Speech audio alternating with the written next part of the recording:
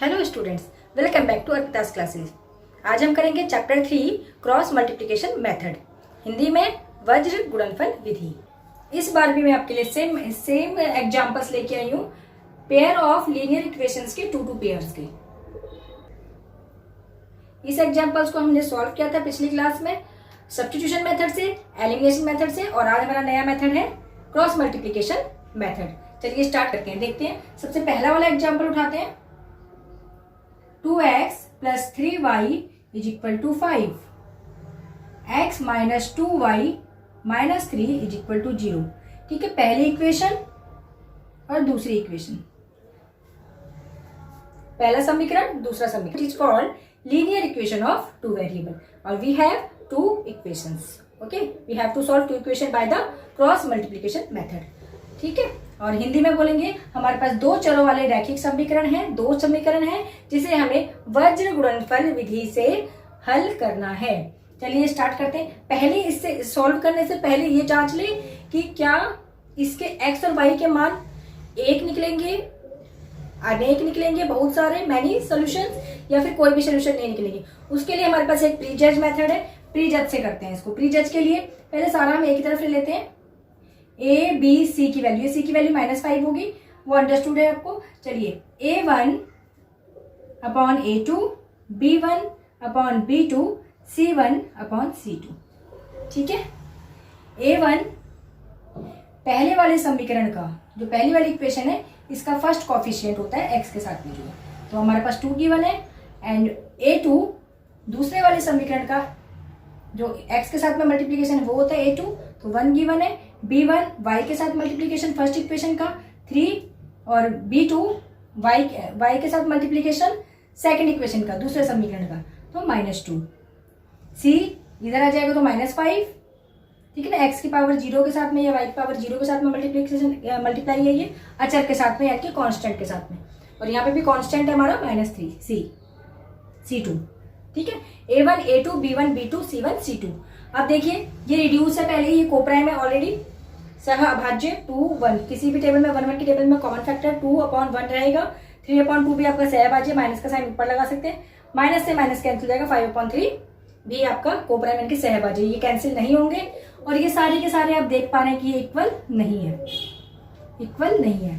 तो जब हमारे पास A1/A2 B1/B2 C1/C2 इक्वल नहीं होते हैं तो क्या होता है, तो आपको पता है कि हमारे पास जब सारी चीज इक्वल नहीं है, सारे कोफिशिएंट का रेशियो इक्वल नहीं है, सारे गुणांकों का अनुपात समान नहीं है, तो हम बोलेंगे कि इसके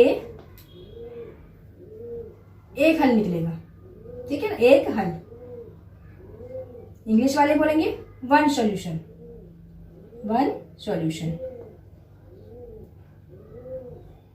ठीक है ना, one solution of the equation, pair of equation. Pair of equation में x और y के हमारे एक हल निकलेंगे। चलिए अब हमने जो मेथड लगाना है वो हमने सब्स्टिट्यूशन या एलिमिनेशन नहीं लगाना, हमने क्रॉस मल्टीप्लिकेशन मेथड लगाना है। तो क्रॉस मल्टीप्लिकेशन के लिए पहले आप कुछ बातें ध्यान रख लें, जैसे कि सबसे पहले आप लिखिए B1 क्या है, कॉफिशिएंट है। B2 यहाँ पे लिखेंगे C1 C2। ठीक, यहाँ पे लिखेंगे A1 A2 और यहाँ पे B1 B2। ठीक है ना, A B C ऐसे करके होते हैं, तो हम B1 से स्टार्ट करेंगे, B से C से अगेन A और A से फिर B, B C A B B C A B। आया समझ में, स्टार्टिंग आपने B से करना है। और इसके बीच में यहाँ पे लिखेंगे X, इन दोनों के बीच में लिखेंगे मिड में Y, और इन दोनों के मिड में लिखेंगे 1। आया समझ में, इस तरह से आपने मिड में X Y और 1 लिखना है।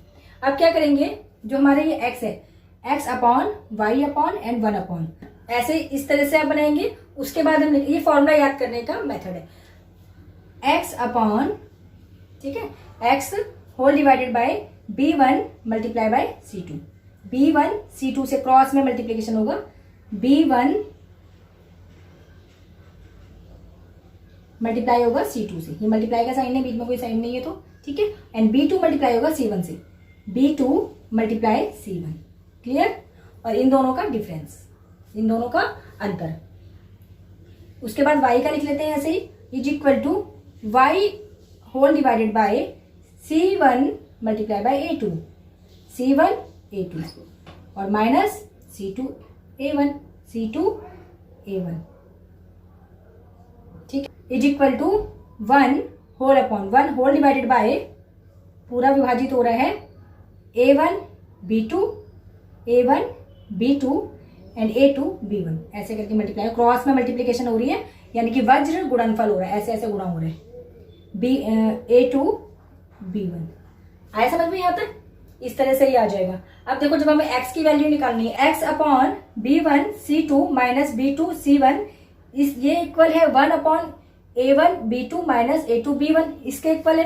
तो हम इसको डायरेक्टली इसके इक्वल जब लेंगे तो ये यहाँ पे डिवाइड में, यहाँ मल्टीप्लीकेशन में आ जाएगा 1 के साथ में, और 1 के साथ में कोई भी नंबर अगर गुणा होता है, मल्टीप्लाई होता है, तो वो सेम आ जाता है, क्योंकि 1 एक मल्टीपल आइडेंटिटी होती है। तो स्टार्ट करें इसे, जब इससे मल्टीप्लाई करेंगे तो x इज इक्वल टू, ये यहाँ पे डिवाइड में, यहाँ मल्टीप्लीकेशन में चल जाएगा 1 के साथ में, तो हो जाएगा b1, ये ऊपर आ गया यहाँ पे b1 c2 minus b2 c1। समझ में आया?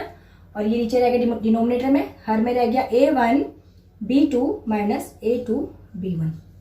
ठीक है ना? तो x, अगर हमें इसमें x की वैल्यू फाइंड करनी है तो हम इस तरह से करेंगे। ये हमारा है क्रॉस मल्टीप्लीकेशन मेथड, यानी कि वज्र गुणनफल विधि, ये विधि है हमारे पास। ठीक है, y की वैल्यू निकालने के लिए क्या करेंगे, देखिए सेम ऐसे ही करेंगे, y इज इक्वल टू इसके, तो y ये डिवाइड में, यहाँ पे मल्टीप्लीकेशन में चले जाएगा, तो आ जाएगा c1 a2 minus c2 a1 whole divided bye, ये इसके साथ यहाँ चलेगा तो डिवाइड में ये भी बचा है a1 b2 minus a2 b1। आया समझ में? तो ये आपका फॉर्मूला है x और y निकालने का। कौन सा वाला फॉर्मूला? क्रॉस मल्टीप्लीकेशन वाला फॉर्मूला, क्रॉस मल्टीप्लीकेशन मेथड, वज्र गुणनफल विधि। ठीक है, इसको आप ऐसे ही याद कर लीजिएगा एज इट इज, और अगर ये याद नहीं होता है तो इस तरीके से इसको बना भी आप सकते हैं। ठीक है, अब चलिए स्टार्ट करते हैं। हमें तो पता लग गया कि इसका एक एक हल निकलेंगे, हमने ये क्या करा, प्री जज कर लिया, प्री जज यानी कि पूर्व अनुमान लगाया, जांच कर ली, या पूर्व अनुमान कहेंगे, पूर्व अनुमान। हमें पहले से ही अनुमान लग चुका है कि ये जो आपके लीनियर इक्वेशन 2 वेरिएबल्स की है, ये जो 2 चर वाले रैखिक समीकरण हैं, 2 जो समीकरण हैं, इनके एक एक हल निकलेंगे x और y के। तो हमने जब पूर्व अनुमान लगा लिया, अब x लिख के फॉर्मूला लिख के वैल्यूज पुट करेंगे, y लिख के फॉर्मूला लिख के वैल्यू पुट करेंगे और आंसर को निकाल लेंगे। ठीक है, x इज इक्वल टू, हमारा फॉर्मूला क्या है, b1 कितना है, देखिए यहाँ पे डायरेक्टली लिख लेते हैं, b1 कितना, a1 b1 c1 a2 b2 c2, ऐसे ही होता है। तो देखिए हमारा b1 कितना है, यहाँ पे पहले वैल्यूज लिखवा दें आपको, a की वैल्यू कितनी 2 a1 की, एंड a2 कितना 1। ठीक है, b1 कितना है 3, b2 कितना -2, c1 कितना है, c1 है 5 एंड c2 सॉरी c1 है -5, इधर आ जाएगा c1 -5 एंड c2 हो जाएगा -3। आया समझ में? अब यहाँ पे वैल्यूज पुट करेंगे, x is equal to b1, देखो b1 की वैल्यू कितनी है 3, यहाँ पे रखेंगे 3। ठीक, c2 की वैल्यू कितनी है, देखिए -3 रखा, माइनस b2 की वैल्यू कितनी है -2, यहाँ रखा -2 मल्टीप्लाई बाय c1 की कितनी है, देखिए c1 की है -5। ठीक है, वैल्यूज सही उतारनी है, whole divided bye a1 b2, a1 कितना है, देखिए a1 की वैल्यू है 2। ठीक है, b2 कितना -2, फिर माइनस, ये ब्रैकेट में रखेंगे हम, a2 कितना है, a2 है 1। ठीक है, मल्टीप्लाई बाय b1 कितना, b1 है 3। क्लियर? इस तरह से हमने किया। अब इसको सॉल्व करेंगे, प्लस माइनस माइनस, 3 3 जा 9, ये माइनस का साइन ऐसे ही रहेगा, माइनस माइनस पहले प्लस अंदर ब्रैकेट के अंदर सॉल्व करेंगे, प्लस 2 5 जा 10 whole divided by 2 plus minus minus 2 2 जा 4, फिर यहाँ ब्रैकेट के अंदर सॉल्व था, 3 1 जा 3 एंड 3 -3, ये -3 हो जाएगा डायरेक्टली। ठीक है, x के लिए सॉल्व कर रहे हैं हम। अब यहाँ पे -9, अब ये प्लस माइनस -10। अच्छा, ब्रैकेट का ध्यान रखें कि ब्रैकेट्स आपके सही खुलने चाहिए।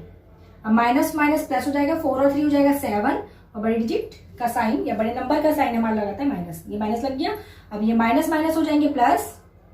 ठीक है, 10 में 9 प्लस करेंगे 19, और बड़ा नंबर का साइन माइनस, ये साइन आ गया माइनस और -7, माइनस से माइनस कट गया, 19/7।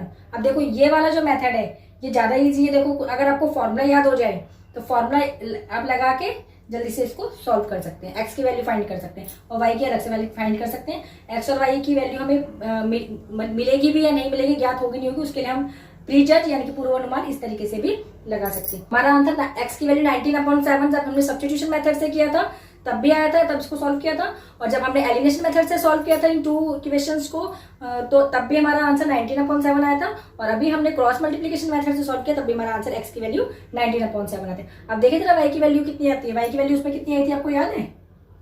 चलिए इसको सॉल्व करते हैं, हमें याद आ जाएगी इतनी आई थी या नहीं आई थी। y की वैल्यू, y का फॉर्मूला ये होता है C1A2 मल्टीप्लाई हो रहा है, C1 कितना है यहाँ से देखेंगे, C1 है -5 मल्टीप्लाई A2 कितना है, A2 यहाँ से देखेंगे 1 माइनस ये A1 A2 हमने कहाँ से लिए, जो हमारे पास इक्वेशन दी हुई थी, समीकरण दिए थे वहीं से हमने लिए हैं। तो -5 1 एंड हमारा C2 कितना है, C2 देखेंगे, C2 है -3 ब्रैकेट में रखेंगे इसको, मल्टीप्लीकेशन A1 कितना देखिए 2, ठीक है, होल डिवाइडेड बाय सेम आ जाएगा। नीचे वाला जो आंसर आया था 19/7, यहाँ तो 7 आएगा, इसको हम दोबारा सॉल्व नहीं करेंगे, दोबारा सॉल्व करेंगे तो भी आपका आंसर वही आएगा, ठीक है। तो देखिए A1 कितना 2 मल्टीप्लाई बाय B2 है हमारा -2 माइनस एंड A2 कितना, A2 है हमारा 1, ठीक है, और मल्टीप्लाई बाय B1 कितना 3, ठीक। अब इसको सॉल्व करेंगे, ये हो जाएगा +-5, अब ये ब्रैकेट के अंदर सॉल्व होगा 3 2 6 हो जाएगा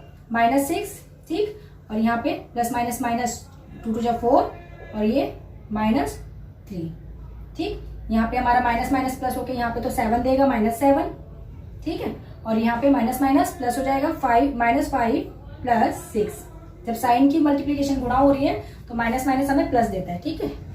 ये हो गया 6, अब +-6 में से 5 माइनस करेंगे तो क्या मिलेगा 1, और साइन बड़ी संख्या का प्लस का है तो प्लस रहेगा /7, और ये 7 माइनस में है तो माइनस ऊपर लिखा जाएगा, तो -1/7 सब्स्टिट्यूशन मेथड यानी कि प्रतिस्थापन विधि से भी हमारा आंसर y की वैल्यू यही निकली थी, y = आई है, और हमने जब उसको एलिमिनेशन मेथड से किया था तब भी हमारी y की वैल्यू -1/7 निकली थी।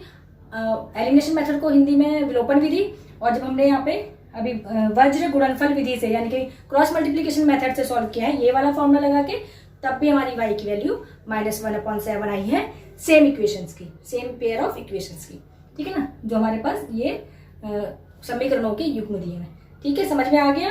चलिए नेक्स्ट करते हैं, नेक्स्ट एग्जांपल लेंगे, इसे नहीं मिटाएंगे फॉर्मूले को, एग्जांपल्स मिटा देते हैं। अगली इक्वेशन सेकंड एग्जांपल ले लेंगे, 2 इक्वेशन 2 समीकरण, 2x + 3y = 9, 4x + 6y = 18। इसी की फॉर्म में लिखेंगे तो 2x + 3y ये -9 = 0, और 4x + 6y -18 = 0। समझ में, ABC की फॉर्म में 9th क्लास में आपने सीखा था। अब पहले हम प्री जज कर लेते हैं कि इसके कितने सोल्यूशन निकलेंगे, 1 सोल्यूशन, मैनी सोल्यूशन या फिर नो सोल्यूशंस। हिंदी में बोलेंगे एक हल, अनेक हल या फिर कोई भी हल नहीं। चलिए स्टार्ट करते, देखें।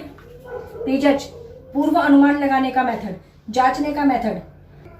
हमारे पास मेथड है A1/A2, B1/B2 एंड C1/C2। देखते हैं ये इक्वल है सारे या नॉट इक्वल है सारे, या पहला इक्वल और दूसरा नॉट इक्वल है, ठीक है। तो हम देखेंगे 2/4 A1A2, ठीक है, B1B2 हो गया 3/6 एंड C1C2 हो गया -9/-18। क्लियर। अब 2 1 जा 2, 2 2 जा 4, 1/2, 3 1 जा 3, 3 2 जा 6, 1/2, माइनस से माइनस कैंसिल, 9 1 जा 9, 9 2 जा 18, ये 18 है। आया समझ में? इस तरीके से ये सारे के सारे इक्वल आ गए। और जब सारे यदि A1/A2, B1/B2 और C1/C2 सारे इक्वल होते हैं, तब हम कहते हैं हमारे समीकरण के अनेक हल निकलेंगे। अनेक हल, समीकरण में जो चर दिए हैं x और y, उनके अनेक हल निकलेंगे, ठीक है। और हिंदी वाले इंग्लिश वाले बोलेंगे many solution. We got the many solution, many solution for variable x and y के लिए हमें बहुत सारे सोल्यूशन मिल जाएंगे। चलिए देखिए कि मैनी सोल्यूशन निकलेंगे नहीं निकलेगी। अगर हम मैनी सोल्यूशन की बात कर रहे हैं तो x की वैल्यू आप 1 पुट करेंगे तो y की कुछ ना कुछ वैल्यूज निकल के आएंगी। x की वैल्यू 2 रखेंगे तो भी y की वैल्यू निकल के आएगी, ठीक है। x की वैल्यू माइनस में आप -1 रखेंगे तब भी y की निकलेगी, और दोनों समीकरण में से एक में भी वैल्यू रखेंगे तो भी निकलेगी, क्योंकि देखो ये दोनों समीकरण एक ही है। इसको हम 2 से कैंसिल कर देंगे तो ये एक ही समीकरण है, दोनों की दोनों इक्वेशन सेम है। हम इसमें देखें कि क्रॉस मल्टीप्लिकेशन मेथड यानी कि वज्र गुणनफल विधि लगाने पर इसमें x और y की वैल्यू क्या मिलती है। पहले हम अपना A1 A2 लिख लें। A1 की वैल्यू 2, A2 की वैल्यू 4, B1 की वैल्यू 3, B2 की वैल्यू 6, C1 की वैल्यू -9, ठीक है, C2 की वैल्यू -18, इधर आ जाएगा तो -18। आया समझ। चलिए x के लिए सॉल्व करते हैं। x is equal to b1, b1 देखो कितना है 3 और c2 कितना 18, ठीक है। और माइनस b2 कितना देखो, b2 है हमारा 3, b2 है 6 एंड c1 कितना, c1 है हमारे पास 9, ठीक। अब नीचे है a1 कितना है 2 एंड b2 हमारे पास 6 माइनस a2 हमारे पास 4, ठीक है ना। b1 हमारे पास 3, clear. a1 b2 a2 b1 समझ में आया।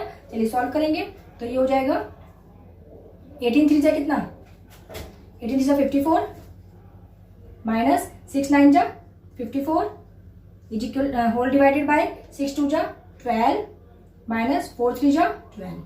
अब देखो 54 को 54 में से माइनस करेंगे तो 0 एंड 12 में से 12 माइनस करेंगे तो 0। देखें ये क्या आया, x इज इक्वल टू 0/0। तो जब ऐसे इस तरीके की सिचुएशन हमारी आएगी तो हम इसको बोलेंगे इसके मैनी सॉल्यूशंस निकलेंगे। चलिए अगला करते हैं, y के साथ करते हैं। y is equal to, y की वैल्यू क्या दे रहा है c1 a2 multiply c1 minus 9 a2 4 minus c2 की वैल्यू देखिए कितनी है, c2 की वैल्यू हमारे पास माइनस 18 एंड a1 की वैल्यू कितनी है 2 होल डिवाइडेड बाय, अब ये तो सेम है a1 2 b2 6 a2 4 and b1 3, ये वाला सेम हो जाएगा। और जब इसको सॉल्व करेंगे तो प्लस माइनस माइनस 9 4 जा 36 और फिर ये हो जाएगा माइनस माइनस प्लस कर देते हैं 18 2 जा 36, ठीक है। देखो एक प्लस में एक माइनस में, फिर दोबारा से ये कैंसिल होकर 0 दे देगा हमें यहाँ पे। 6 2 जा 12 एंड 4 3 जा 12, 0/0। अच्छा और एक बात और, ये इसके सोल्यूशन y के और x के सोल्यूशन नहीं निकले, ये इसके हल नहीं है। ये सिचुएशन ये बता रही है क्रॉस मल्टीप्लिकेशन से या वज्र गुणनखंड विधि से, ये ऐसी सिचुएशन अगर आपको मिल जाती है, इसका मतलब है अगर हमने प्रीजज नहीं किया है, ऐसी सिचुएशन मिल गई तो ऐसी हमें आंसर मिल गई, तो इसका मतलब है कि ये जो दोनों समीकरण है ये दोनों एक ही हैं, और जब ये एक ही हैं तो इसमें बहुत सारे सोल्यूशन निकलेंगे। x की वैल्यू आप पुट करते जाना और y की वैल्यू आप फाइंड करते जाना। इस तरीके से टेबल बना लेना बहुत बड़ी, और x की वैल्यूज कुछ भी आप रखेंगे 1 2 3 -1 -2 -3, तो आपको y की वैल्यूज गेट हो जाएंगी। आए समझ में। इसमें y के और x के बहुत सारे मान, बहुत सारी वैल्यूज आपको मिलेंगी। इसमें 0/0 का मतलब x की वैल्यू 0 और y की वैल्यू 0 मत लिख के आना। ओके, आए समझ में। ये तो बस हमें बताने का मेथड है। क्रॉस मल्टीप्लिकेशन से हमने बस ये पता लगा लिया कि इसके कितने सोल्यूशन निकलेंगे, इसके बहुत सारे सोल्यूशन निकलेंगे। और हमारा प्रीजज मेथड से भी हम पता लगा लेते हैं। प्रीजज मेथड से ओनली पता लगाते हैं, लेकिन जो हमारी ये वाले जो मेथड्स हैं इससे हम वैल्यूज भी फाइंड कर लेते हैं। यदि एक हल निकलता है, अगर ज्यादा सोल्यूशन निकलते हैं फिर तो हम इससे सोल्यूशन नहीं निकाल पाते एक्स और वाई के, बस हम इससे ये पता लगा पाते हैं कि सोल्यूशन है या नहीं है। ओके, चलिए एग्जाम्पल नंबर 3। एग्जाम्पल नंबर 3 में भी हमने आपको 2 चर वाले रैखिक समीकरणों के युग्म दिए हैं, इनके जोड़े दिए हैं, ठीक है ना। इसमें भी हमने 2 वेरिएबल्स वाले लीनियर इक्वेशंस के आपको पेयर दिए हुए हैं। तो पेयर को सॉल्व करेंगे, पहले लिखेंगे x plus 2y minus 4 is equal to 0। ये तो एबीसी की फॉर्म में पहले से ही है, एबीसी की वैल्यू आराम से मिल जाएगी। दूसरा है 2x plus 4y minus 12 is equal to 0। a1 की वैल्यू 1, b1 की वैल्यू 2 एंड c1 की value minus 4, a2 2, b2 4, c2 minus 12, ठीक है। ये हमारी वैल्यूज है। अब हमें पता है, हमने पहले सब्स्टिट्यूशन मेथड से किया हुआ है, एलिमिनेशन मेथड से भी किया हुआ है, अब हम क्रॉस मल्टीप्लाई वज्र गुणनखंड गुणनफल विधि से कर रहे हैं, तो हमें पता है कि इसके सोल्यूशन नहीं निकलेंगे। हमने क्वेश्चन किए हैं ना। चलिए फिर भी हम इसको एक बार प्री जज कर लेते हैं। प्री जज, यदि हम इस इक्वेशन के जो कॉफिशिएंट है, जो इसके गुणांक है, इनकी वैल्यूज यदि यहाँ पे पुट करें तो हम क्या हमें एक्स और वाई के वैल्यूज मिलेंगी, एक्स के और वाई के मान मिलेंगे या नहीं मिलेंगे। तो उसके लिए हम प्री जज करेंगे, पूर्व अनुमान लगाएंगे। पूर्व अनुमान लगाने का मेथड हमारे पास a1/a2, b1/b2, c1/c2, ठीक। यदि ये सारे इक्वल हो जाते हैं, रेशियो सारे अनुपात इक्वल हो जाते हैं, तो हमारे निकलते हैं अनेक हल यानी कि मैनी सॉल्यूशन। सारे इक्वल नहीं होते हैं तो निकलता है वन सॉल्यूशन यानी कि एक हल। और अगर पहला वाला इक्वल दूसरा नॉट इक्वल होता है तो निकलते हैं कोई भी हल नहीं। चलिए देखते हैं। इसमें a1 की वैल्यू है 1, a2 की वैल्यू 2, b1 की वैल्यू 2, b2 की वैल्यू 4, C1 की वैल्यू -4, C2 की वैल्यू -12। ठीक है, अब इसको सॉल्व करा 1/2, ये कैंसिल हो जाएगा, 2 1 2, 2 2 4, तो ये हो जाएगा 1/2, और इसको कैंसिल करेंगे तो ये हो जाएगा 4 1 4, 4 3 12, 1/3। ठीक, और इसमें माइनस भी आएगा।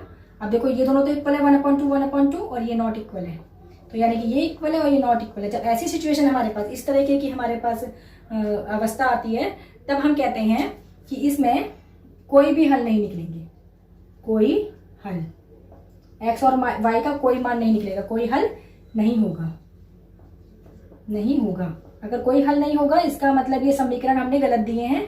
ऐसी कोई सिचुएशन, ऐसी कोई अवस्था नहीं बनेगी कि x + 2y - 4y = 0 और फिर वही x y को यहाँ पुट करेंगे तो ये हमें 0 दोबारा से ऐसे दे दे। ठीक है, इस तरह की सिचुएशन नहीं होगी, कोई हल नहीं होंगे, no solution, the equation has no solution. आए समझ में? अब जरा ये तो हमने प्री जज कर लिया, नो सोल्यूशन। देखिए जरा कि जब हम इसे क्रॉस मल्टीप्लिकेशन मेथड से यानी कि वज्र गुणनफल विधि से इसमें वैल्यूज पुट करते हैं तो एक्स और वाई की वैल्यू किस तरीके से देगा हमें ये। ठीक है, चलिए एक्स और वाई की वैल्यूज तो नहीं फाइंड हो पाएगी, ये तो हमें पहले से ही पता लग चुका है, लेकिन फिर भी हम वज्र गुणनफल विधि पे इसकी वैल्यूज को पुट करके देखते हैं। पहले एक्स के लिए सॉल्व करेंगे, b1 यहाँ से वैल्यूज, b1 हो गया 2, c2 है -12 माइनस, फिर b2 हमारे पास 4 मल्टीप्लाई बाय c1 हमारे पास -4।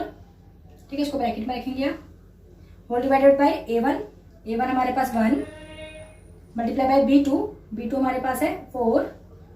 ठीक है, माइनस a2 हमारे पास है 2 एंड b1 हमारे पास है 2। ठीक, अब इसको सॉल्व करते हैं, plus minus minus, 12 2 24, minus minus plus and 4 4 16, whole divided by 4 1 4 minus 2 2 4। ठीक है ना, अब इसको सॉल्व जब करेंगे तो ये हो जाएगा 16 प्लस माइनस माइनस 16, 24 में से 16 माइनस करेंगे तो हमारे पास कितना बचेगा 8, 4 में से 4 माइनस करेंगे 0। देखो 8/0 का मतलब ये नंबर एग्जिस्ट नहीं करता। जब भी हमारे पास q 0 होता है, p/q की फॉर्म में कोई नंबर है और q = 0 है, q क्यों होना चाहिए, नॉट 0 होना चाहिए। 0 अगर है तो वो नंबर हमारा मान्य नहीं है, वो अपरिभाषित हो जाता है, नॉट डिफाइंड नंबर। ठीक है ना, इस तरीके से चल जाएगा। इसका मतलब इसकी कोई सोल्यूशन, नो सोल्यूशन होंगे, इसको कोई हल भी नहीं निकलेंगे इन समीकरणों के, युग्मों के। चलिए y के लिए सॉल्व करते हैं। y हो जाएगा c1 कितना, देखिए c1 है -4 मल्टीप्लाई बाय a2 कितना, a2 हो जाएगा 2। ठीक है, एंड माइनस c1 कितना, c2 है -12, a1 हमारे पास है 1। ठीक है, इसको ब्रैकेट में रखेंगे और ये वैल्यू सेम आएगी डिनोमिनेटर की, ये वाली। ठीक है, ये देखिए 1 multiply by 4 minus 2 multiply by 2। ठीक है, अब plus minus minus, 4 2 8, minus minus plus, 12 1 12 हो जाएगा यहाँ पे, whole divided by 4 1 4 and 2 2 4, 0 plus minus minus, 12 में से 8 माइनस करेंगे कितना होता है 4। ठीक है, और बड़ा नंबर का साइन प्लस का, तो 4 डिवाइडेड बाय 0, तो ये नंबर भी हमारा क्या हो जाएगा, नॉट डिफाइंड, यानी कि अपरिभाषित। अपरिभाषित का मतलब ये जो इक्वेशंस आपको दी हैं ये गलत हैं। इस इक्वेशन में कोई भी वैल्यूज आप पुट करेंगे तो एक्स और वाई के मान नहीं निकल के आएंगे, और एक्स और वाई के कोई भी ऐसे मान नहीं होंगे जो इस इक्वेशन को सत्यापित कर दे, वेरीफाइड कर दे। ओके, आप पहले इस तरीके से एक टेबल बना लीजिएगा। इसके according x whole divided by cross multiplication में इसको रखेंगे b1 c2 एंड ये b2 c1, इस तरह से रखेंगे। ठीक, ये रखा, एंड y की अपॉन में रखेंगे c1 a2 and c2 a1, ये माइनस में रखेंगे इसको मल्टीप्लीकेशन और दोनों का डिफरेंस इज इक्वल टू ऐसे 1 अपॉन, फिर ये रखेंगे, फिर x की value x is equal to 1 upon ये था, तो ये इसके साथ में जाके मल्टीप्लाई हो जाएगा और ये डिवाइड में आ जाएगा। ठीक है, ऐसे ही y के साथ में भी जाके ये आपका मल्टीप्लीकेशन में आ जाएगा, तो ये ऊपर आ जाएगा न्यूमरेटर में अंश में, और डिनोमिनेटर में ये रहेगा। ठीक है, आए समझ में? तो ये फॉर्मूले हो जाएंगे, ये फॉर्मूले हैं आपके क्रॉस मल्टीप्लीकेशन मेथड के, वज्र गुणनफल विधि के, एक्स और वाई फाइंड करने के लिए किसी भी दो चर वाले रैखिक समीकरणों के जब युग्म आपको दिए हैं तब यह क्रॉस मल्टीप्लिकेशन मेथड लगेगा। ठीक है ना, इंग्लिश वाले बोलेंगे when we have given the pair of two linear equation of in two variables, तो दो वेरिएबल वाले लीनियर इक्वेशन के हमें पेयर दिए हुए हैं, तब हम इस मेथड को यूज करेंगे और हमारी एक्स और वाई की वैल्यू निकल के आ जाएगी।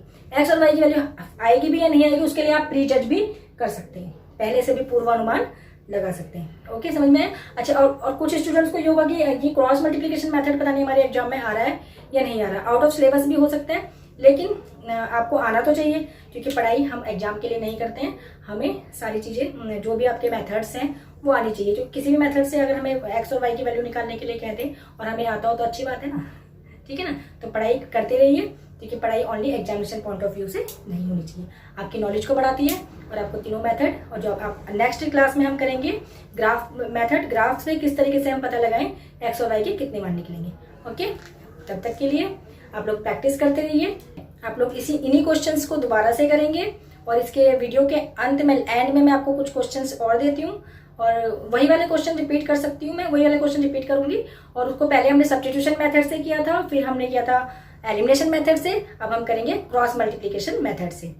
हिंदी वाले बोलेंगे पहले हमने किया था प्रतिस्थापन विधि से, फिर हमने किया विलोपन विधि से, और अब हम करेंगे उन्हें वज्र गुणनफल विधि से। Okay, thank you, bye bye, take care and keep practising.